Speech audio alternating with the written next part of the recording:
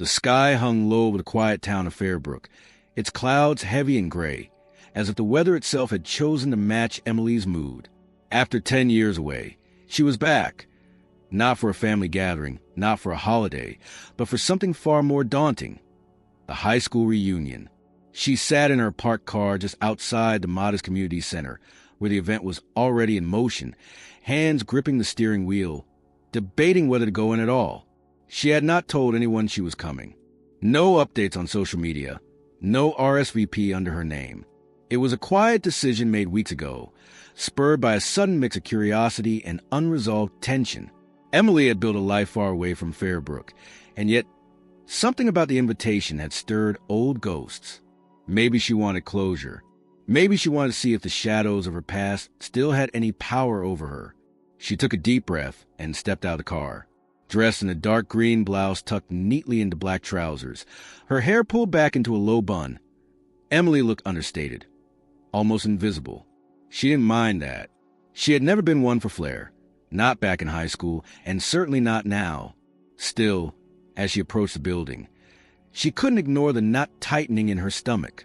Inside, the room buzzed with the soft hum of music, laughter, and clinking glasses. Balloons and banners hung loosely from the ceiling, declaring Class of 2015 reunion in bold, glittering letters. She scanned the room, instantly recognizing faces that hadn't changed much. Tighter skin had been replaced with subtle lines. Some hairstyles had shifted. A few waistlines had expanded, but the core personalities remained eerily intact. And then the whispers began. Emily hadn't been 5 steps into the room before a pair of women near the refreshments table leaned into each other, their eyes flicking toward her. A laugh, hushed and quick. A few steps more, and 2 men near the photo board turned mid-conversation, one of them raising his eyebrows before saying something under his breath. They didn't say her name, but they didn't need to. She moved with purpose to a quieter corner of the room, trying not to meet too many eyes. It was like walking back into a nightmare she had long since outgrown. Only now, she was awake in it, fully aware of its edges. People she hadn't seen in a decade nodded politely. Some offered quick greetings, but there was a lingering awkwardness, as though her presence had disrupted a narrative that had long since been agreed upon. In high school, Emily had been the quiet one, the girl who sat alone at lunch, always with a book in hand. Her clothes had been plain, her posture reserved. She hadn't joined clubs or dated anyone. While others were forming cliques and collecting memories, she had been surviving. There had been names, not cruel ones necessarily, but small ones meant to keep her boxing. Mouse, Hermit, that girl who never talks. And tonight, it seemed nothing had changed. She passed by a group gathered near the bar, hearing snippets of old jokes retold, voices raised in mock outrage, stories of college escapades, promotions, marriages, children. There was a rhythm to it all, a rehearsed nostalgia that didn't leave room for someone like her. As she lingered by the framed class photo on the wall, she caught her own image, back row, near the edge, head slightly tilted as if trying not to be seen. It hadn't been a bad picture, just distant, detached. Emily, a voice called behind her. She turned, face composed, and found herself looking at Brooke Cartwright, once the head of the cheer squad, now clad in a silk cocktail dress that shimmered with the effort of still matching. Her smile was wide, too wide. "I didn't think you were coming." Brooke chirped. "Wow, you look just like I remember." Emily returned the smile, softer. "Nice to see you, Brooke." They exchanged a few lines of small talk, but it was clear Brooke was already scanning the room for someone more relevant. The conversation faded as quickly as it began. Emily turned back to the photo, then slowly made her way toward the buffet table, trying to occupy her hands with something, a drink, a snack, anything. She caught more eyes. Some avoided her gaze altogether. Others gave her the kind of glance one gives a distant memory that never quite fit. There was a chill in the air that had nothing to do with the temperature. Her name became a whisper pass between sips of wine and half-hearted laughter. She overheard one man say, "Is that Emily Ross?" "No way. I thought she moved to, nowhere." Another voice answered, "Still looks like she shops at garage sales. Probably still lives with her parents." Emily sipped her water slowly, eyes cast downward, but her mind was not as quiet as her expression suggested. She remembered the sting of those comments from long ago, how they used to echo through the halls in 1,000 petty forms. Back then, she pretended not to care. Tonight, she did the same. But inside, a different resolve stirred. She wasn't the same girl they remembered, not even close. Still, she said nothing. Not yet. The night dragged on with the steady rhythm of glasses clinking and laughter rising from familiar circles. Emily remained on the periphery, drifting between tables and conversations like a ghost tethered to the living. The crowd had thickened, and so had the mood, louder voices, looser inhibitions. Some had already reached that careless phase of the evening where old insecurities found new fuel. She could see it in their movements, in the way people leaned into each other, exchanging hushed judgments behind the cover of smirks and half-full wine glasses. She stood near a row of decorative lights strung along the window, nursing a drink she hadn't touched in 20 minutes. A small group gathered not far from her. Dylan Harris, former basketball captain, Rachel Fields, once voted most likely to succeed, and Trevor Langston, who had never grown out a habit of being too loud for his own good. Their laughter carried over to her corner more than once, and every time it did, it brought with a shadow of her teenage years. Rachel's voice cut through the air like polished glass. I mean, seriously, who just shows up after all these years like nothing happened? Right, Trevor added, and not even hello, just standing there like some kind of spy. He chuckled. Maybe she's here to collect dirt for a documentary on suburban failure. Dylan didn't laugh, but he didn't stop them either. Instead, he glanced in Emily's direction, not mockingly, but with the kind of detached curiosity one might have for an artifact unearthed from a forgotten drawer. Emily caught his eye for a fraction of a second before he looked away. She didn't flinch, not outwardly. The conversations around her swirled with familiar themes. Startups, six-figure salaries, destination weddings, mortgages, children, promotions. It was as if everyone had come with a prepared list of achievements to recite, as though the reunion were less about reconnecting and more about proving one's worth in the real world. The cadence of their bragging was subtle but relentless.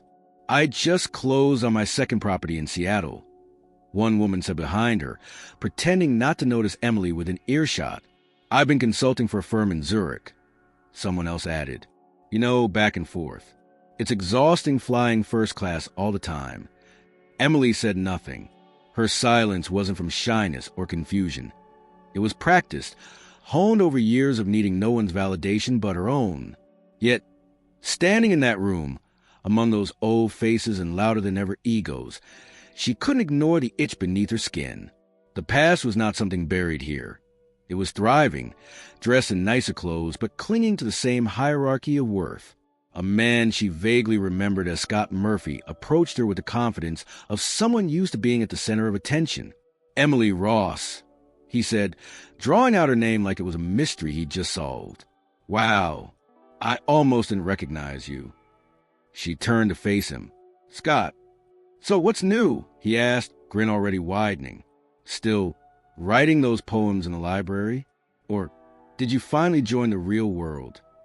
She didn't answer immediately. "I've kept busy." He chuckled, apparently satisfied with his own cleverness. "Good for you. Some of us have been grinding since day one. I run a regional team now. Finance. 40 employees. Full beast mode." She gave him a polite nod, uninterested in competing. But he pressed on. You always seem kind of off, quiet. I think some people thought you'd end up a teacher or something." "Nothing wrong with that, of course," he added quickly, insincerely. Emily kept her tone even. "Teaching's a noble profession." He blinked, unsure how to respond, then laughed again, louder this time, and patted her shoulder like she was an old dog he once tolerated. "Good seeing you, Ross." As he walked off, she turned slightly, catching her reflection in a darkened window pane.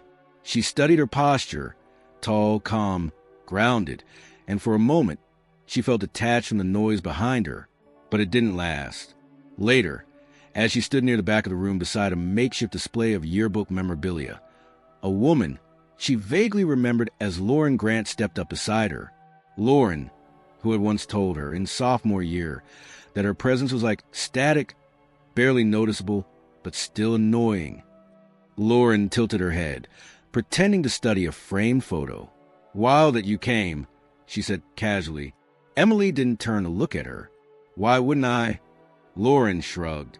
"Just figured, you were always kind of invisible. I didn't think you'd care about this kind of thing." Emily looked at the photo in front of her, a class trip to the State Museum. She was there in the back, again half out of frame. "Maybe I didn't," she replied. "But people change." Lauren gave a half smile that didn't reach her eyes.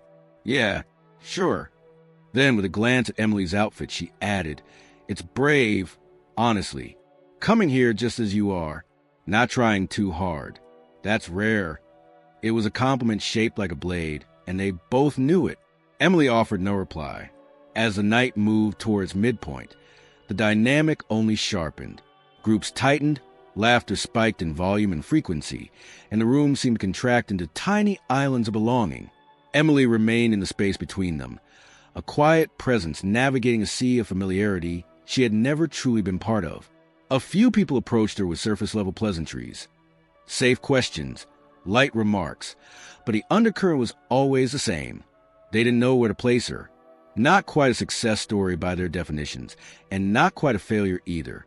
She didn't give them enough to judge, and that, perhaps, was her greatest offense.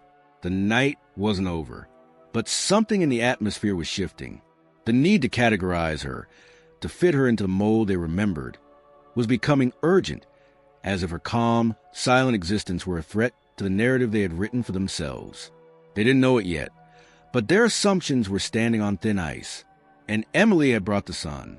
The music shifted to something softer, a slow, nostalgic ballad that seemed to cast a brief calm over the noise. The DJ's voice echoed over microphone, inviting people to gather for a group photo near the back wall.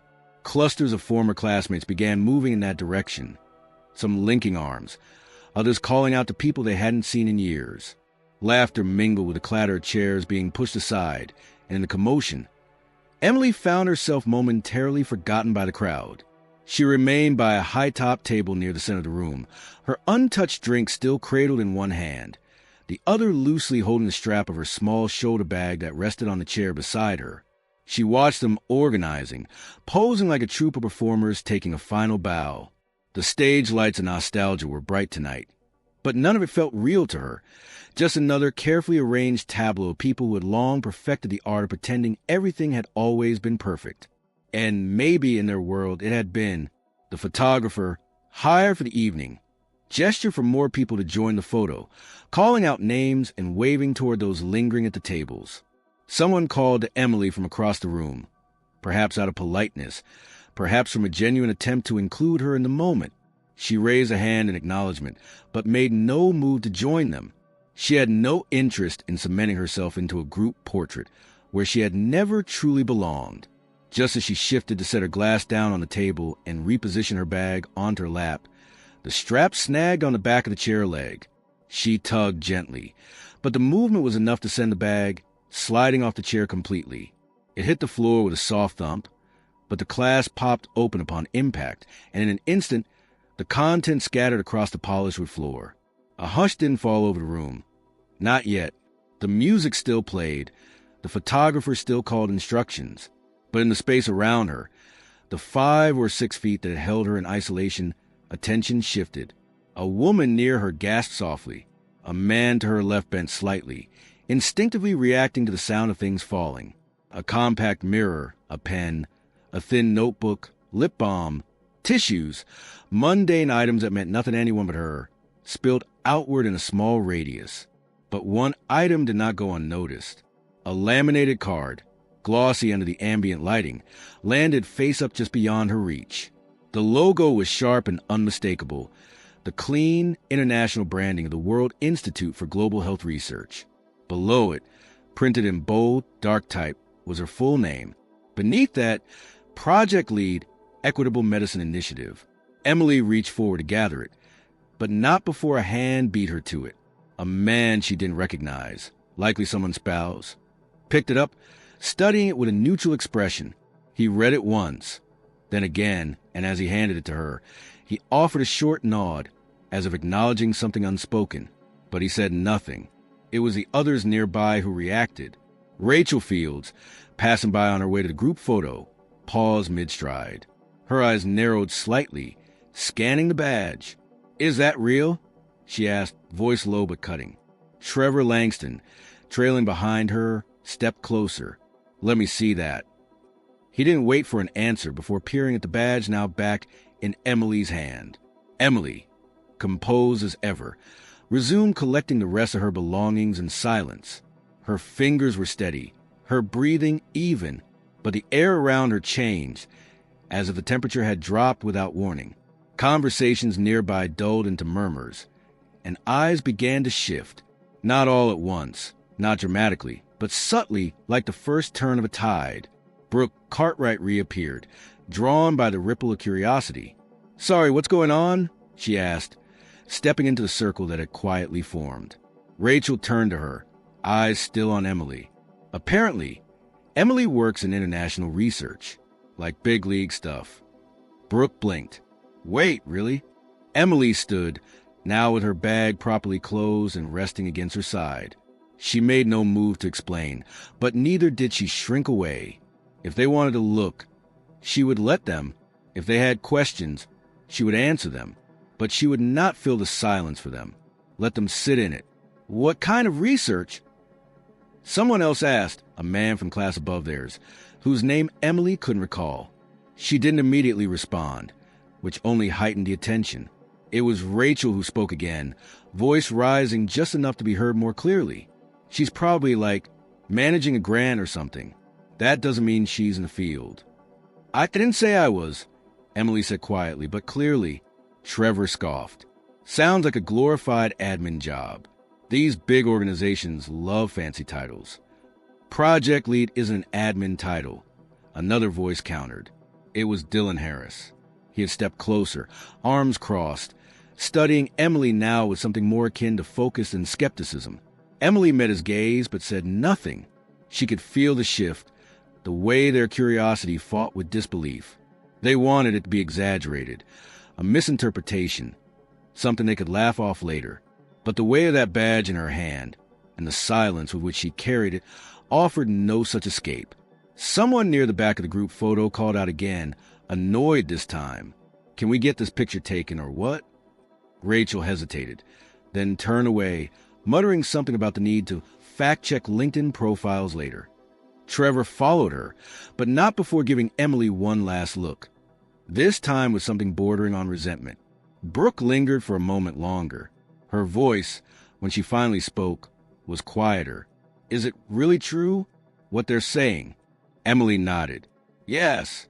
Then Brooke nodded too, slowly, before walking away.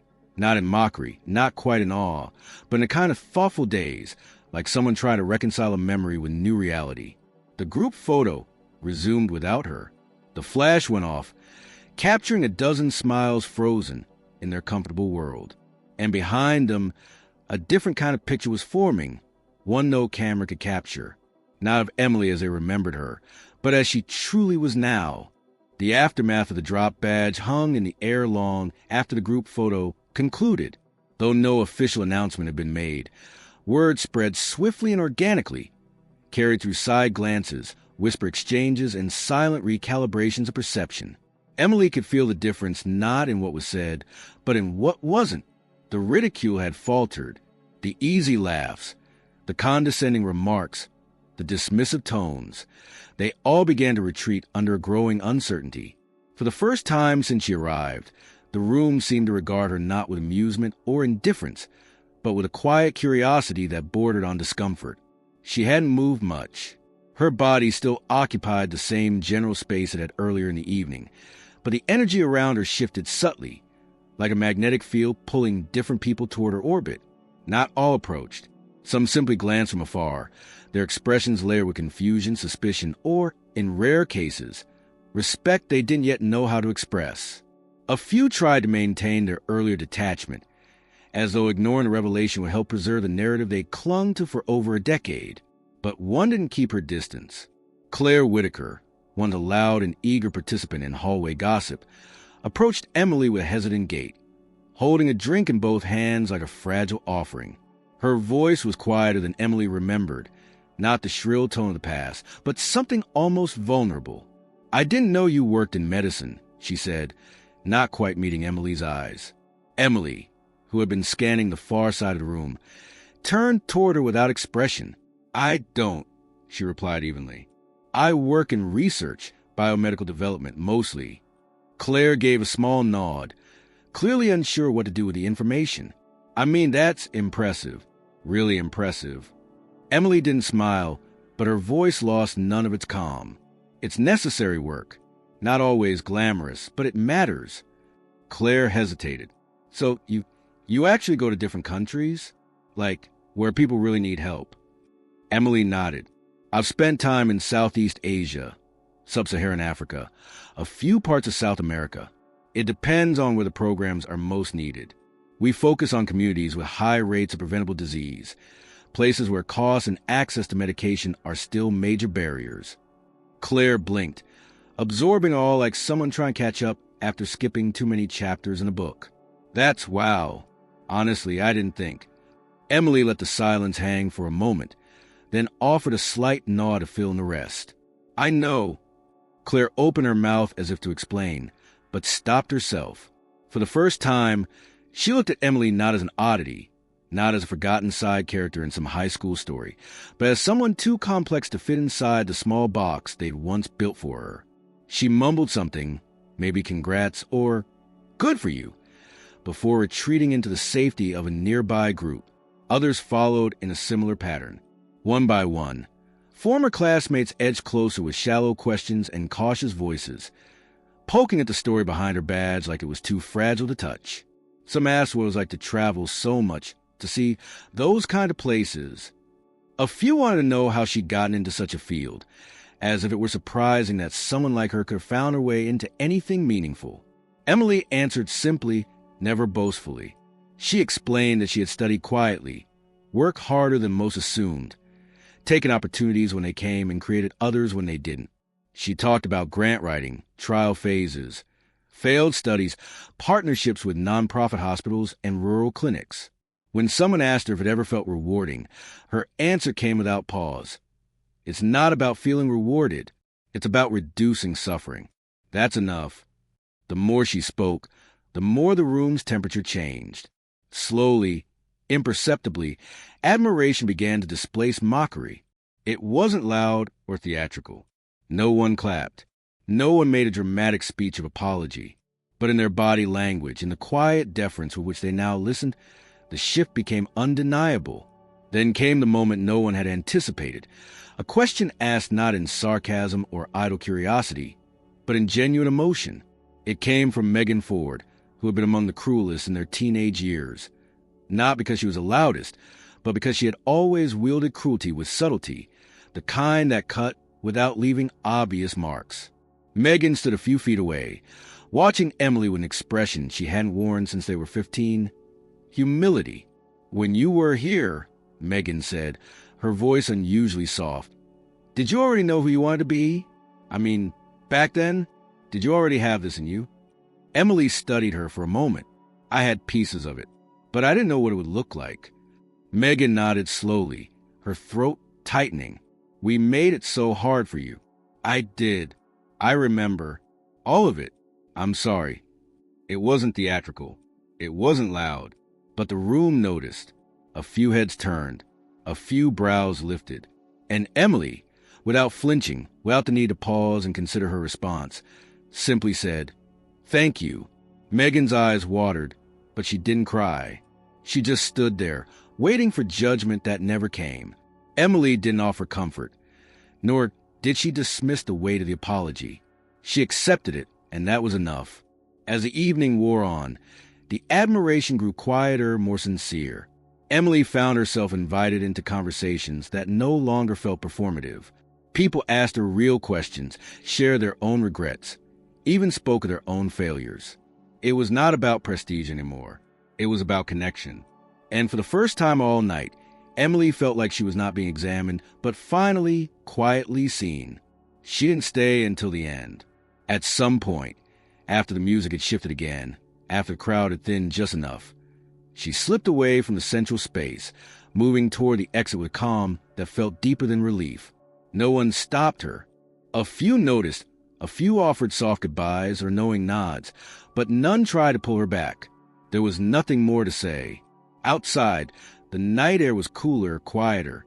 She walked to her car slowly, her steps unhurried. In her chest, the storm of old anxieties had quieted. She was not returning as the person they remembered, and perhaps more importantly, she was no longer carrying the burden of their memory. The past had recognized her, and for the first time, it had blinked first. The reunion wound down in stages, not with an announcement or a formal end, but with a slow dimming of energy that followed every gathering built more on memory than true connection. As people filtered out, their heels clicking softly on the floor, Emily remained in the margins, present but no longer isolated. She wasn't lingering to be seen, nor was she avoiding departure. It was something quieter than both, a need to absorb this moment fully before letting it slip away. She moved toward a long table near the entrance, collecting a small commemorative gift bag no one had yet taken seriously. It contained a novelty mug printed with the school's logo and a miniature yearbook reprint, reduced in size but not in emotional weight. She flipped briefly through the pages, pausing at her photo once more, the same image on the wall display, distant, unreadable. How strange it was to look at that version of herself now. She did not feel older exactly, but somehow wider inside, like time had carved out space of clarity. Behind her, the final conversations dwindled. The laughter now was softer, more nostalgic and performative, and the groups had grown smaller. People were no longer arranging themselves for attention, but falling into authentic rhythms. The way real conversations sound when the pressure to impress is lifted. And among those voices, Emily's name began to surface with a different tone altogether. She's been traveling for years, apparently. I looked it up on my phone. That institute? Legit. Like really legit. She said she was working on generics for cancer treatments. Can you imagine? There was no longer disbelief in their words. Instead, there was something that sounded very close to admiration, laced perhaps with guilt. The type of reverence people offered only once they realized they had underestimated someone who no longer needed their approval. Near the back of the room, by the buffet now mostly cleared, Dylan approached her. He had remained one of the few who hadn't spoken out of discomfort or surprise, but out of attention. His gaze held no apology, only a steadiness that suggested he had been paying closer attention than the others, even in their youth. I wanted to say something earlier, he began, his tone measured, but I figured maybe it wasn't my place. Emily closed the yearbook gently, tucking it into the bag. You're saying it now. He nodded, then scratched the back of his neck, awkwardness creeping in despite his efforts. You were always a mystery to a lot of us. I think that's why it was easier to turn you into a target. People don't know how to handle someone they can't label. She didn't let him off the hook with a smile, nor did she make it harder for him to finish. I think we all owe you more than an apology, he added. But for what it's worth, I'm sorry too, not just for how people treated you, but for not doing anything to stop it.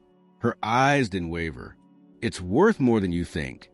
He gave a small nod and took a step back, letting her be. Not everything had to be a moment of reconciliation. Some people didn't need to be pulled into her life now that they finally recognized her value. And Emily wasn't here to collect apologies. Still, when they came, quiet, honest, unforced, she accepted them for what they were, signs that something, however small, had shifted. Across the room, Megan was still seated, deep in conversation with someone from her former clique. Her face was pensive, her hands moving as if trying to explain a change in the weather. She caught Emily's gaze for a fleeting second, and in that exchange there was no smugness, no discomfort, only recognition, as if Megan finally understood that the girl she once mocked had never been beneath her, only beyond her understanding. As Emily began walking toward the exit, another familiar figure approached. Sarah Keller, a quiet observer most of their school years, never cruel, never particularly kind, but always there, just outside the fray. She held her coat draped over one arm and spoke with a voice that carried something stronger than nostalgia. "I hope you don't mind me saying this," she began, her word deliberate, "but tonight you showed something none of us expected." Emily stopped but didn't interrupt. "I think some people needed to see it. Not just who you are now, but who you were then, the strength it took to survive all of that without turning bitter. That's something. That's rare." Emily looked at her for a moment before answering. Surviving isn't always strength. Sometimes it's just waiting for the noise to pass. Sarah smiled faintly. "Still, you made it count." There were no more words needed. Sarah walked on, and Emily continued toward the door. A few people called out gentle goodbyes, more than she expected. She answered each with a nod or a small wave, her heart not lifted by their approval, but made lighter by her own peace. When she stepped outside, the night had cooled further, and the parking lot was mostly empty. Street lamps cast soft pools of light across the pavement, and cicadas hummed in the trees beyond. She stood for a moment beside her car, looking up at the sky. It was the same sky that had hung over every night of her teenage life. The same stars, the same quiet dark, but now it felt different. Not because it had changed, but because she had. She opened the car door, placed a gift bag on the passenger seat, and paused with her hands on the steering wheel. Her reflection in the rear-view mirror caught her eye. Calm, certain, no longer shadowed by doubt or the need to prove anything. This visit, once dreaded, had become a quiet reckoning. Not because she confronted them, but because they had been forced to confront themselves. And maybe that was the only justice that ever mattered. As she pulled out of the lot, her headlights caught the windows of the community center, now dim and quiet, the laughter and posturing finally spent. She didn't look back again. She didn't need to. Some stories don't require revenge. They require survival, grace, and the courage to return, not to rewrite the past, but to remind it and everyone in it who you really are. Emily drove into the night with the faintest smile on her lips, not from triumph, not from vindication, but from the stillness of knowing she no longer had to carry any of it. What had been heavy was now weightless. And as the road stretched ahead, open and waiting, she knew the part of her that had once feared being unseen had already been set free.